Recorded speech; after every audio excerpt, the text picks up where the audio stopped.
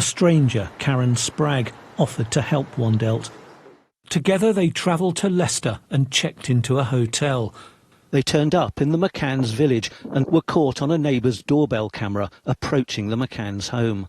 And what happened next is truly eye-opening. Then they confronted them with a voice recorder running. First, Kate McCann. Oh, just a minute. I understand you want to find your daughter. I do, but I don't need this. Sorry. But I'm not lying. I'm not lying. Not my daughter. I'm going to call the police. Call the police. This is private property. I'm not lying. Please, I have DNA. I'm going to the police and they'll sort it out. You're causing us a lot of distress.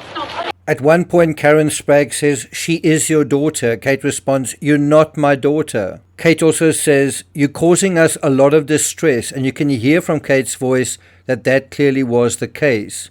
Next, it was Gerry's turn. I need help. You are not Madeleine. How do you know your DNA?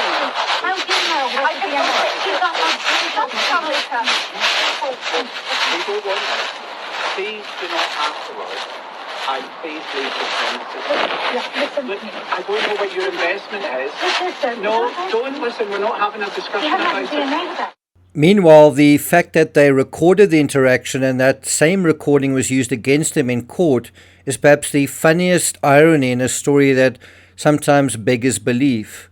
Curiously, although Julia was convicted, it wasn't ultimately for stalking. The woman who claimed to be Madeleine McCann, Polish national Julia Wandelt, who is 24, has been found guilty of harassing the parents of Madeleine McCann, Kate and Gerry McCann, but has been found not guilty of stalking them. I got nightmares in my head, I fear. Thoughts build up until I can't feel. My mind fills up into a creature, and it haunts me somewhere much deeper. I got nightmares in my head, I fear. Julia has been sentenced to 6 months in prison, effectively the time she's already served, and will likely be deported back to Poland any day now. Meanwhile, after the verdict, someone has broken their silence about Julia, revealing their view that Julia is, in their words, a calculated scammer that was in it for the money all along.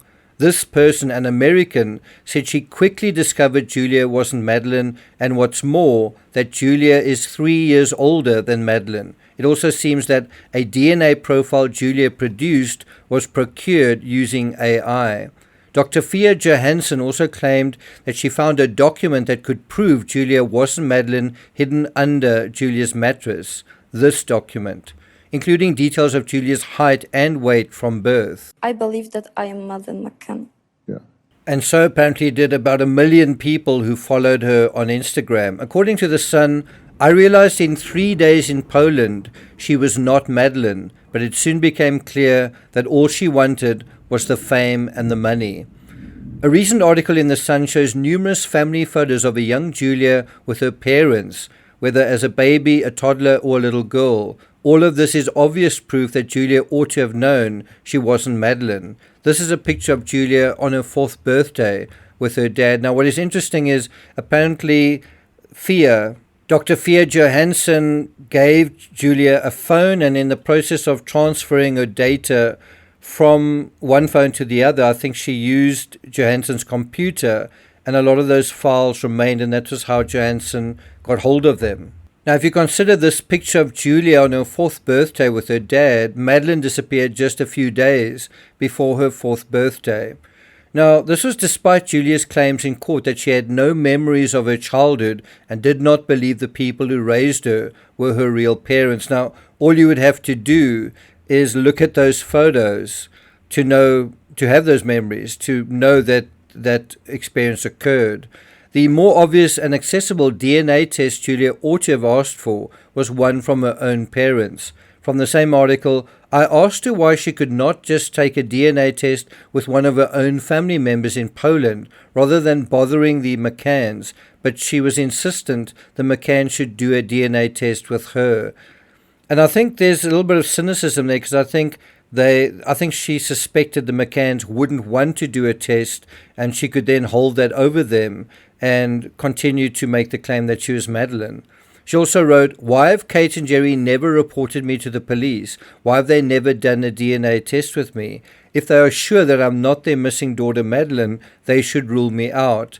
But of course they eventually did report her, did press charges, which I don't think they would have done if the matter of Julia's identity was in any doubt.